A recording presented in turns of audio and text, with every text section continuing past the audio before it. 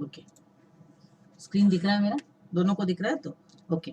Now we are discussing about macro economics.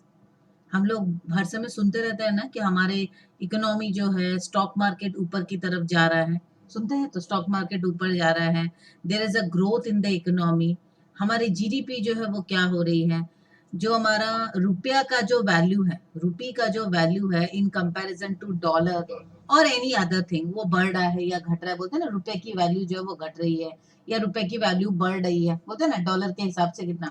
तो ये सारा चीज, अनएम्प्लॉयमेंट रेट, ये सब सुनने को तो मिलता है हम लोग को। ये सारी चीजें एक्चुअली क्या है, इंटरेस्ट रेट सबसे इंपॉर्टेंट जो हम लोग को रोज सुनने को मिलता है, इंटरेस्ट बढ़ गया, इंटरेस्ट घट गया, अभी तो बढ़ ही रहा है खैर। तो ये सारी चीजें जो है ना मैक्रो इकोनॉमिक्स के अंदर में ये सारी चीजें आती है। मैक्रो इकोनॉमिक्स क्या करती है, हम लोग जैसे माइक्रो इकोनॉमिक्स में पढ़े थे, micro economics studies the behaviour of the individual consumer, individual market, individual industry. Same way में macro economics studies the behaviour of industries of the economy such as consumers, producers and explain through their interaction how resources are allocated. तो macro economics में हम लोग aggregate concept को study करते हैं कि हमारा जो पूरा इकोनॉमी है, जैसे मैं ये पूरा इंडिया की बात कर रही हूँ, इंडियन इकोनॉमी में ओवरऑल कितना रिसोर्सेज हैं, टोटल कितनी रिसोर्सेज हैं।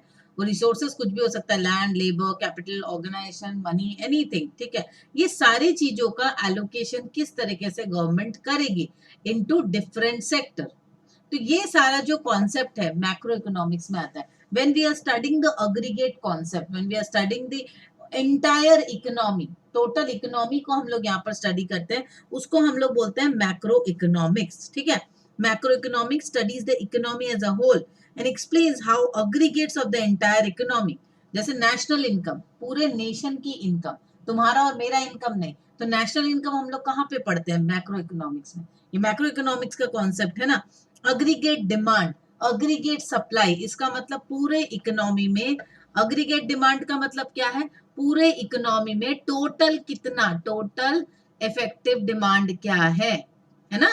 तो ये क्या कहा आ गया हमारा मैक्रो इकोनॉमिक्स में। जब हम इंडिविजुअल डिमांड स्टडी करते थे, इंडिविजुअल मार्केट डिमांड स्टडी करते थे, वो सारा कॉन्सेप्ट था माइक्रो में। बट मैक्रो में जब बात करते हैं aggregate demand, aggregate supply at a particular point of time, how many producers are willingly, that means they are effectively willing to supply, तो effective supply हम लोग यहाँ स्टडी करते हैं, aggregate supply, right। ये सारा कॉन्सेप्ट है हमारा मैक्रो इकोनॉमिक्स में। तो ये तो क्लियर है कि यहाँ पर पूरे इकोनॉमी को हम लोग टोटलिटी में स्टडी करते हैं। जो माइक्रो में पढ़े हैं उसी चीज का यहाँ पर इम्प्लीकेशन होता है। माइक्रो में जो लॉज पढ़े, जो थ्योरी पढ़े हैं ना, मैक्रो में उसका इम्प्लीकेशन स्टडी करते हैं पूरे इकोनॉमी को समझने के लिए, इकोनॉमी को स्टेबल रखने के लिए, ठीक है। हमारे रिसोर्सेज, जितने भी रिसोर्सेज हैं, वो रिसोर्सेज फुल्ली एम्प्लॉयड हो, और rather I can say optimum utilisation हो, सो दैट हमारा सोसाइटी जो है उसमें एक वेलबींग हो। अल्टीमेट मैक्रो इकोनॉमिक्स पढ़ने का तो यही कारण है ना, तो एक सोसाइटी, समाज का एक वेलफेयर हो, समाज में एक डेवलपमेंट हो, अपलिफ्टमेंट हो। It is only possible when the economic policies are framed in order to optimise the resource utilisation. हमारी जो रिसोर्सेज हैं समाज में, अब मोदी जी बैठे हैं तो मोदी जी बड़े अच्छे से रिसोर्सेज को यूटिलाइज कर रहे हैं, वो कहाँ पर किसको लगाना है, कहाँ पे कितना पैसा लगाना है उनको पता है, फॉरेन पॉलिसीज में कितना खर्च करना है, कितना एडुकेशन में डालना है, कितना डिजिटल इकोनॉमी में डालना है, उनको पता है इसके बारे में। बट अगर हमारे बंगाल की बात करो तो resources are allocated in few hands of few people, concentrated in the hands of few people, तो वहां पे resources are not utilised optimally, तो सोसाइटी का वेलबींग नहीं हो सकता। तो सिंपल सी बात है ना, macro economics will help you to understand how we will utilise the resources so that a well-being can be formed for the entire society, right now। अब डिफरेंट टाइप की इकोनॉमी होती है जिसके बारे में हम लोग पढ़े हैं पहले भी। हमारा जो इकोनॉमी होता है, इकोनॉमी मतलब क्या, पूरा अर्थव्यवस्था, it is an economic system जहाँ पे हमारे रिसोर्सेस को प्रॉपरली एलोकेट किया जाता है। तो कितना तरह का होता है हमारा इकोनॉमिक सिस्टम, एक हो गया कैपिटलिस्ट, ठीक है ना, एक हो गया सोशलिस्ट, या हम इसको कमांड इकोनॉमी बोलते हैं, सेंट्रली प्लान्ड बोलते हैं, कुछ भी बोल सकते हैं कोई भी नाम से। You can call this as centrally planned economy और कमांड इकोनॉमी, तीनों नाम से हम बोल सकते हैं ना इसको, राइट? ये तीनों एक ही है, कैपिटलिस्ट, ये ऊपर capitalist first, second one is either you call socialist or centrally planned or command economy, and the third one is mixed economy. तो हर इकोनॉमी में हम लोग को देखने को क्या मिलता है, कोई भी अर्थव्यवस्था में देखो, देखो व्यवस्था means it is a system. जब भी हम बात करते हैं इट इज अ सिस्टम और a mechanism where an interaction takes place. तो हमारे इकोनॉमिक सिस्टम में आपको क्या क्या देखने मिलेगा, बहुत सारे हाउस होल्ड्स हैं, बहुत सारे लोग रहते हैं, घर गृहस्थी। हाउस होल्ड मतलब क्या, द यूनिट्स, इंडिविजुअल यूनिट्स, वो हो गया ना हाउस होल्ड्स, राइट? उसके बाद क्या हो गया, इंडस्ट्रीज या फर्म्स जिसको हम प्रोड्यूसर्स बोल सकते हैं, ये सब होता है ना हमारे सोसाइटी में। बैंक्स है, फिनेंशियल इंस्टीट्यूशंस हैं, गवर्नमेंट है, कंपनीज है, लेबर है, ये सारी चीजें हम लोग को समाज में देखने को मिलती है। And everything interact in a manner to utilize their satisfaction. everyone means try to utilize their resources in a manner so that their satisfaction is fulfilled. हर कोई, हमारा जो ये इकोनॉमिक सिस्टम है इसमें क्या हो रहा है, सिस्टम बना हुआ है ना। मैं हाउस होल्ड हूँ, मैं अपने रिसोर्सेस तुमको दूंगी तो तुमसे मुझे कुछ पैसा मिलेगा। तुम प्रोडक्शन कर रहे हो, तुम बैंक से पैसा ले रहे हो, बैंक तुमको पैसा दे रहा है कि बैंक को तुम इंटरेस्ट दोगे, राइट? सेम वे में प्रोड्यूसर सामान बेच रहा है मुझे हाउस होल्ड को, तो मैं उसको पैसा दे रही हूँ। So everyone is interacted or interrelated with each other some way or the other way. We all are well connected, right? तो यही हमारा इकोनॉमिक सिस्टम है। अब ये इकोनॉमिक सिस्टम में हमेशा एक सर्कुलेशन होता रहता है, या हम बोलते हैं एक फ्लो होता रहता है। There's always a circulation of resources from one hand to another.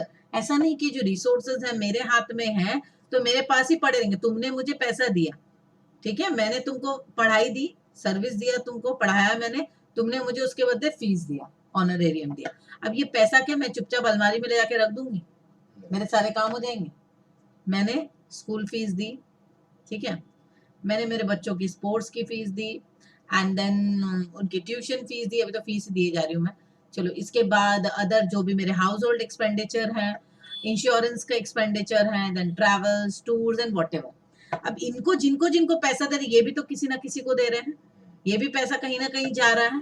देखो पैसा रोटेट हो रहा है, resources are moving from one place to another, so there is a circulation. पैसा मेरे हाथ में नहीं है, इट इज सर्कुलेटिंग। मैं तुमको दे रही हूँ, तुम किसी को दे रहे हो, ये किसी को दे रहा है, अल्टीमेटली घूम के ये इकोनॉमी ऐसे सर्कुलेट, पैसा जो है रिसोर्सेज ऐसे सर्कुलेट हो रही है। तो ये सर्कुलेशन किस तरीके से होती है, हम लोग देखेंगे कि मेरा पैसा जो है घूम फिर के मेरे ही पास आया, हो सकता है, इट इज क्वाइट पॉसिबल ना।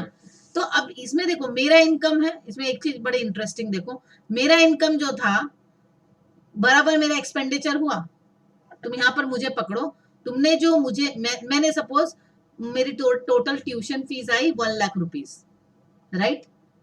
तो मैंने टोटल जितने मेरे पास इनकम हुआ, मैं इसको वाई को मानती हूँ इनकम, तो वही मेरा एक्सपेंडिचर होगा। अगर मैं मानूं कि मेरा जितना इनकम है वही बराबर मेरा एक्सपेंडिचर, तो जितना मेरा इनकम था वो तो पूरा पैसा अंदर घुसा, अल्टीमेटली इकोनॉमी में ही घुसा। तो इकोनॉमी में अगर नेशनल इनकम मैं पकड़ूं तो मेरा income is my national income, और रादर मेरा expenditure is also my national income. दोनों तरीके से ही नेशनल इनकम हुआ, नेशन में घुस रहा है सारा पैसा, तो अंदर ही सर्कुलेशन इकोनॉमी में ही हो रहा है, ठीक है। सर्कुलर फ्लो ना कुछ इसी तरह के कॉन्सेप्ट को समझाता है। सर्कुलर फ्लो हमें समझाने की कोशिश करता है कि इकोनॉमी में किस तरीके से मूवमेंट होता है रिसोर्सेस का, right? There are households, right, और firms.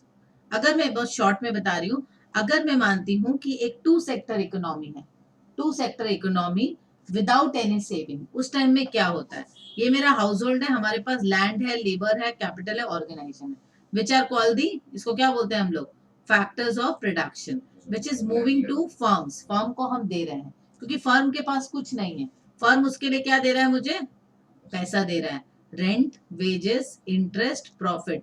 So there is a real flow, ये रियल फ्लो है, और फर्म जो मुझे दे रहा है वो क्या हो गया, money flow, right? Again firm जो सामान बना रहा है, कुछ ना कुछ तो प्रोडक्शन कर रहा है ना, प्रोडक्शन ऑफ गुड्स और सर्विसेज, वो बेचेगा कहाँ, मुझे बेचेगा, गुड्स और सर्विसेज व्हाटएवर, यहां से आ रहा है। अगेन मैं क्या कर रही हूँ, मैं सारा जो पैसा मैंने कमाया था, क्योंकि I assume my Y is equals to my expenditure. पहला केस में क्या था, my income is equals to expenditure. Two circular model without any saving. अभी हम क्या पढ़ रहे हैं, two circular model without saving. Two without saving है, अभी विदाउट सेविंग है।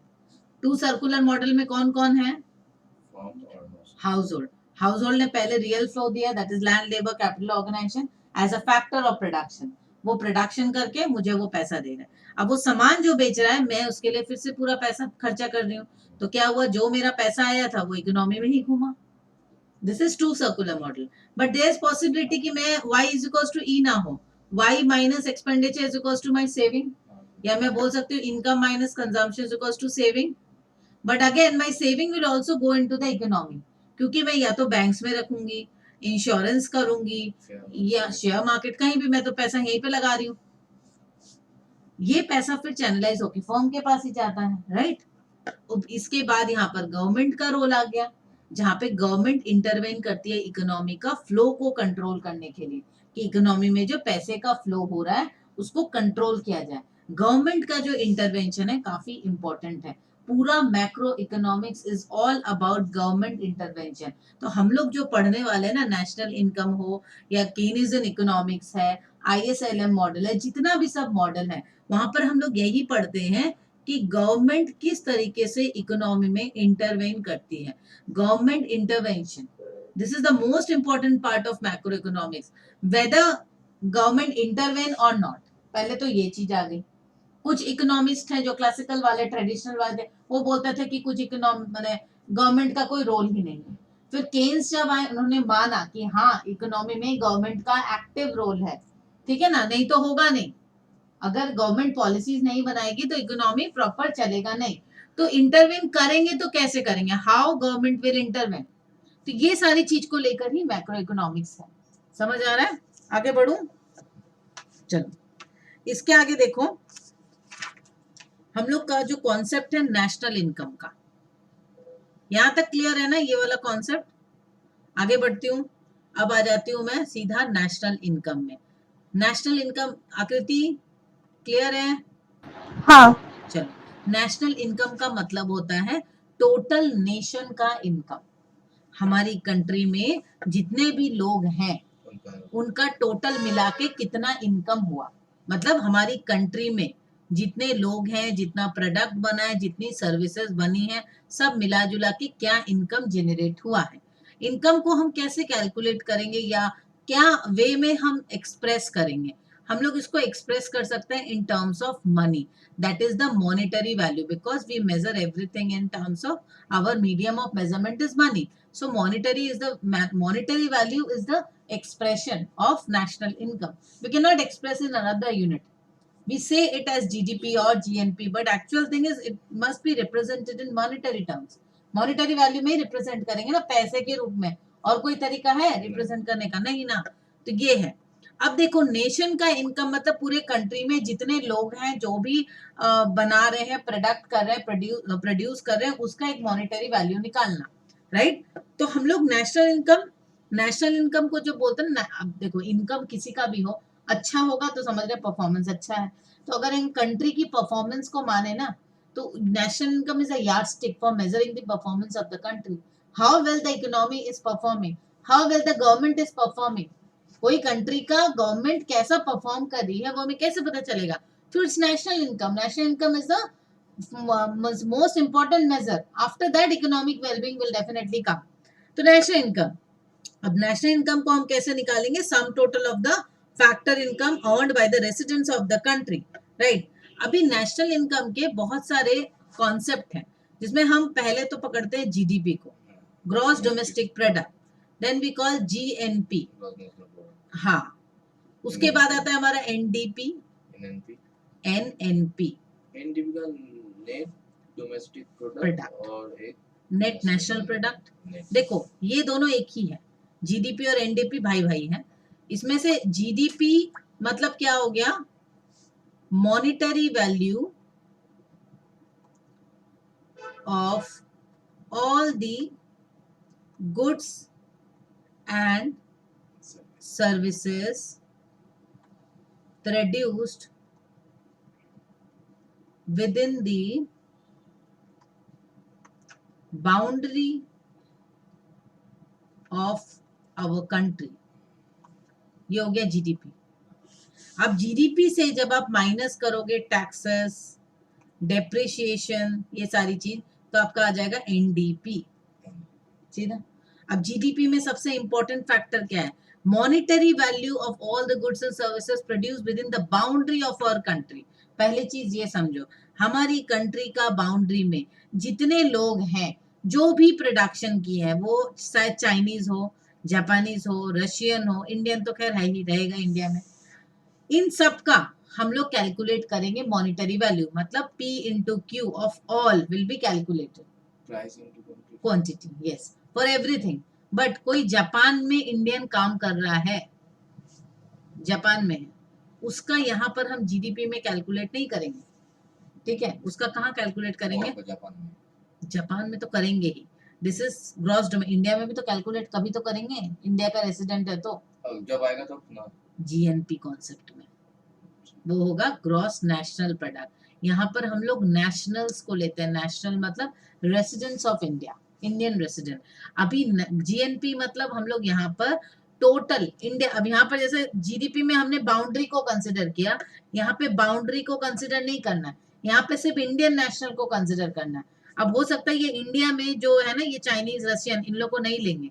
जब हम जीएनपी कैलकुलेट करेंगे, हम ये चाइनीज, रशियन को नहीं लेंगे जो इंडिया में, पर जापान में जो इंडियन है उसको हम लेंगे. ऑल ओवर द वर्ल्ड जितना भी इंडियन नेशनल सिटीजन है उनको हम लेंगे. वो कौन से कॉन्सेप्ट में? GNP concept. और जीडीपी में सिर्फ इंडिया का जो जो है, इंडिया का बाउंड्री में, बाउंड्री के अंदर जो जो रशियन, जापान में जो इंडियन रहेगा उसका नहीं करेंगे. Yes, very good. तो इससे भी जीएनपी से भी माइनस टैक्सेस एंड डेप्रिसिएशन कर लोगे, यू विल गेट एनएनपी. तो जीडीपी और जीएनपी में अंतर यही है, सिर्फ डेप्रिसिएशन और अलाउंसेस माइनस करते हैं हम लोग. ठीक है. ये हो गया. अभी एक और चीज है, एक कॉन्सेप्ट है. एक हो गया तुम्हारा, पहले तो मैं बता दूं, जीडीपी जो है ना, this is the most effective measure of national income. क्योंकि हमारी कंट्री में क्या हो रहा है, वो सारी चीजें हमको बताता है. अब एक कॉन्सेप्ट है potential GDP. What does it mean? Potential GDP मतलब हमारी कंट्री के रिसोर्सेज को यूटिलाइज करके हमारा कितना पोटेंशियल है. मे बी 1 करोड़ हमारा पोटेंशियल है, राइट? अब हमारा एक्चुअल जीडीपी हुआ maybe 80 lakh. So there's a gap. 20 lakhs. Yes, this is called GDP gap. 20 lakh is the GDP gap. समझ आए? अब एक और कॉन्सेप्ट है जिसको हम बोलते हैं nominal GDP and real GDP. इस कॉन्सेप्ट को अच्छे से समझो. इसका मतलब क्या है? देखो, मैं अच्छे समझा रही हूँ. 2022 में, 2021 लेते हैं अभी. 2021 में सपोज टोटल प्रोडक्शन हुआ 1 टन और उसका प्राइस है मे बी 100 रुपया करके. ठीक है. 1 टन नहीं लेती हूँ बाबा, मैं 1000 यूनिट्स लेती हूँ, मेरे लिए इजी रहेगा. ये 1000 यूनिट्स है. 1 टन मतलब कभी तो 1000 ही होता है. अच्छा, 1000 ही होगा ना. ठीक है, ठीक ही लिखी थी. तो 1 टन मतलब 1000 यूनिट्स हम लेके, या 1000 लीटर कुछ भी लेते हैं हम. ठीक है. तो यहाँ पर 100 रुपया पर लीटर है इसका दाम. तो 100 इंटू 1000 कितना हुआ? 10,000 ना, 1 लाख. ये हुआ हमारा जीडीपी. ये हम मान के चल रहे हैं कि हमारी इकोनॉमी में जो टोटल रियल फिजिकल प्रोडक्शन है वो 1 टन है. और 2022 में या 2021 है, सॉरी 2021 में प्राइस था हमारा 100 पर लीटर. तो टोटल जो प्राइस अगर हम माने, टोटल जीडीपी कितना हुआ? 1 लाख. ठीक है.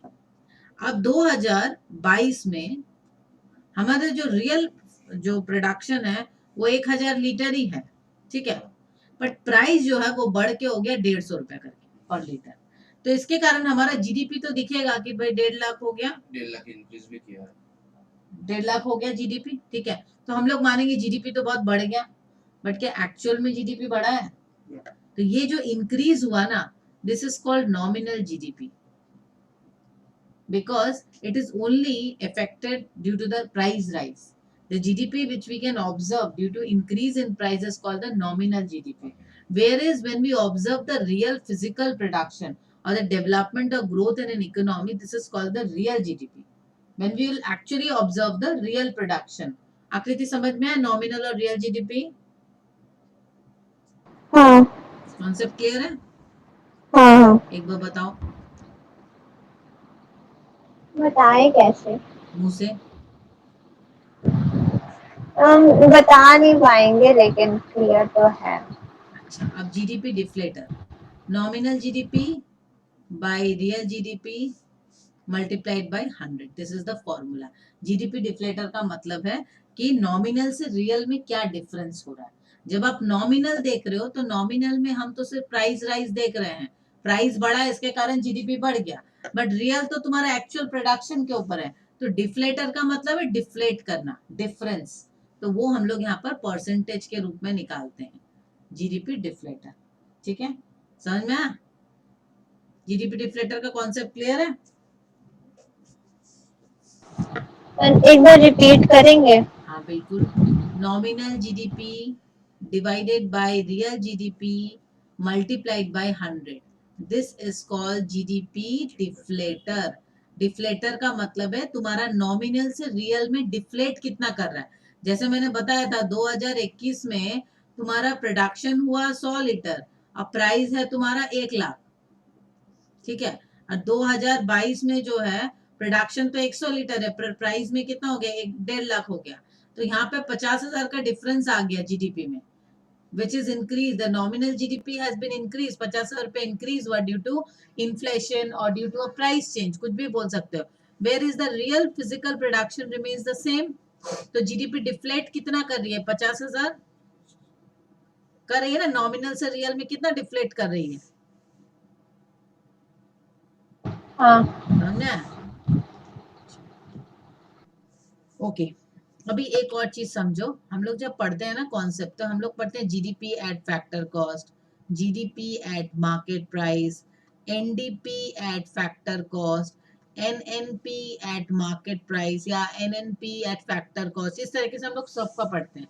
दो चीज इंपॉर्टेंट है, एक होता है फैक्टर कॉस्ट, एक होता है मार्केट प्राइस, एमपी। इसका मतलब क्या होता है, देखो फैक्टर कॉस्ट, फैक्टर कॉस्ट का मतलब होता है जो फैक्टर ऑफ प्रोडक्शन है उसका जो हम कॉस्ट लगाते हैं। फैक्टर ऑफ प्रोडक्शन को तुमको पे करना पड़ता है ना, एफओपी की तो प्राइसिंग होती है, फ्री में तो होता नहीं है। FOP factors of production are charged. हम लोग क्या देते हैं फैक्टर्स ऑफ प्रोडक्शन को, rent, wages, interest and profit. We pay this to the factors of production, देते हैं ना पेमेंट उनको करते हैं। तो फैक्टर्स ऑफ प्रोडक्शन का प्राइसिंग जो है वो क्या चीज में आ गया, कॉस्ट प्राइस बोल सकते हैं ना, this is the cost price. तो जब हम बोलते हैं GDP FC, GDP at factor cost, इसका मतलब क्या हुआ, GDP at cost price from the producer aspect, कि कॉस्ट कितना पड़ा।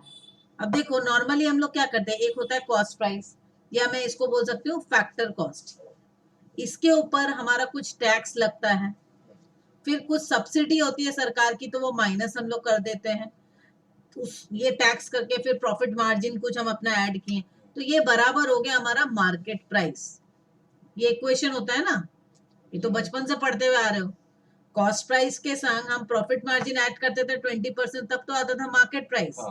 अब इकोनॉमिक्स में थोड़ा ज्यादा इन डेप्थ में जा रहे हैं, क्योंकि टैक्स ऐड हो रहा है अपने खर्चे में, फिर सब्सिडी माइनस हो रहा है, प्लस प्रॉफिट मार्जिन मेरी कुछ है तो वो ऐड करेंगे, वो बराबर आएगा मार्केट प्राइस। आप लोग को सम्स दे सकता है कि फैक्टर कॉस्ट दे दिया, टैक्स दे दिया, सब्सिडी दे दिया, हनो तनो, अब आप मार्केट प्राइस निकालो। वैसा इतना सिंपल नहीं रहेगा आप जितना बोल रहे हैं। इजी ही रहेगा कॉन्सेप्ट, अगर तुमको क्लियर, तुमको अगर बता दिया जीडीपी एट फैक्टर कॉस्ट इतना है 1 लाख रुपया, ठीक है, उसके संग टैक्स ये है, सब्सिडी ये है, आप जीडीपी एट मार्केट प्राइस निकालो। या तुमको दे दिया जीडीपी एट मार्केट प्राइस, तुमको पीछे जाना है, फैक्टर कॉस्ट निकालना है, बैक कैलकुलेशन करना है, हो सकता है। एसी बंद कर दे, ठंडा लग रहा है।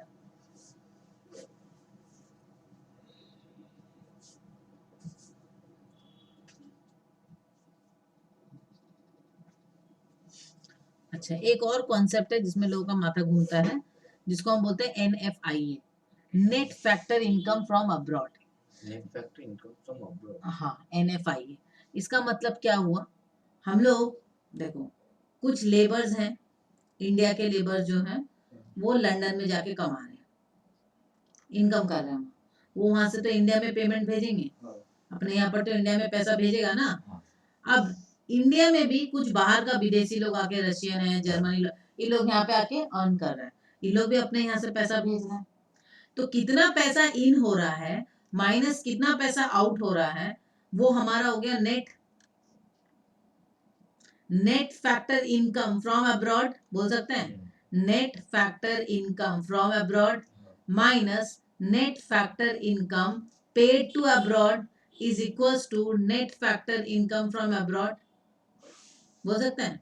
ये मैं बोल सकती हूँ net factor income receive from abroad minus net factor income paid to abroad, तो वो हो गया नेट, कितना इन हुआ माइनस कितना आउट हुआ is equals to net. Clear हुआ। लेबर लोग को हमारा जो इंडियन लोग, भारतीय लोग बाहर जा जाके जो कमा रहा है, वो कितना पैसा यहाँ इंडिया में भेजा माइनस हमारे इंडिया से कितना मैंने यहाँ से गया बाहर, कितना पैसा बाहर गया, विदेशी लोग कमा कमा के ले गया, तो नेट जो बचा वही ना net factor income from abroad. तो ये बहुत इंपॉर्टेंट कॉन्सेप्ट है, इससे क्वेश्चन आता है NFIA। हाँ, सुनने में बड़ा कंफ्यूजिंग लगता है, बहुत बड़ा कोई भयंकर है कुछ ऐसा अभी तक लग रहा है कुछ ऐसा बहुत कठिन है, ऐसा तो नहीं है।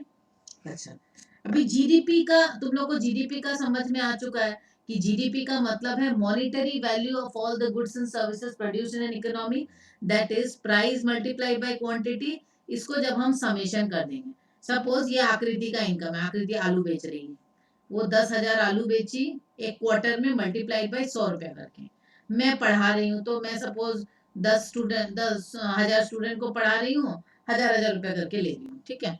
आकाश कुछ कर रहा है, प्रीति कुछ कर रही है, तो हमारे ये टोटल इकोनॉमी में जो भी कुछ प्रोडक्ट बना रहा है, कोई सर्विसेज बना रहा है, कुछ सामान बेच रहा है, जो भी कर रहा है, उसका P इंटू क्यू, तो ये टोटल सबका, इसका P इंटू क्यू, इसका P इंटू क्यू, इसका P इंटू क्यू, जब हम सबको करेंगे तो ये समेशन होगा ना, तो summation of P into Q, this will be the GDP, बोल सकते हैं। और we can say the nations income or the national income, बोल सकते हो तो मैं, right. That is the monetary value of all the goods and services produced in an economy within a particular span of time. GDP का जो data है वो quarterly release होता है। क्लियर है? ओके, चलो अभी देखो जीडीपी का जो कॉन्सेप्ट है, इसमें कुछ फॉर्मूलाज हैं जो तुम लोग को याद रखने हैं। एक हो गया जीएनपी एट मार्केट प्राइस। जब हम बोलते हैं जीएनपी एट मार्केट प्राइस, मतलब ये मार्केट प्राइस है, तो हम यहाँ पर बोल सकते हैं GDP at market price plus NFIA, net factor income from abroad. This is one formula. ऐसे 1000 फॉर्मूला है, ठीक है, 1000 मतलब बहुत फॉर्मूला है। तो फॉर्मूला में तुमको जब तक तुम प्रैक्टिस नहीं करोगे सम्स नहीं हो सकता। इसके बाद आ गया सपोज एनडीपी निकालना है, नेट डोमेस्टिक प्रोडक्ट, तो क्या होगा जीडीपी माइनस डेप्रिसिएशन। इस तरीके से बहुत सारा फॉर्मूला है। मैं अगर एनएनपी बोलती हूँ, net national product is equals to NDP plus NFIA, इस तरीके का। ओके, इस तरीके का ऐसा बहुत सारा है, इसमें मैं नहीं जा रही हूँ अभी। अच्छा, मैं सम्स भी नहीं करवा रही हूँ क्योंकि सम्स इज वेरी इजी। इसमें मैं अभी आकृति में अभी भेज देती हूँ, सुबह से मुझे इसको स्कैन करके भेजने का और फुर्सत नहीं मिला, मैं इसको भेज देती हूँ। रादर में कुछ कॉन्सेप्ट्स और हैं, बाबा 6:45 बज गया। तुम और पढ़ेगा अभी, मूड है? ठीक है, तो मैं काम करती हूँ। आकृति, हाँ। मैं थोड़ा ब्रेक ले रही हूँ।